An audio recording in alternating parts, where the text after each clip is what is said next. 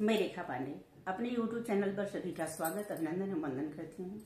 आज एक बहुत ही सुंदर पुराना पारंपरिक कलश गुठाई का गीत लेके आई हूँ। पहले गीत गाया जाता था, हम लोग अब बहुत छोटे छोटे थे तो अपनी दादी और अपनी माँ के मुँह से सुनते थे। गीत बहुत सुंदर लगता है। आज हम लोग ये गीत आप लोगों को सुनाने चल रही हूँ। कृपया आप लोग पूरा सुनिएगा। मुझे पूरा विश्वास है कि ये गीत आप लोगों को बहुत सुंदर लगेगा। कमेंट बॉक्स में जरूर बताइएगा कि गीत कैसा लगा।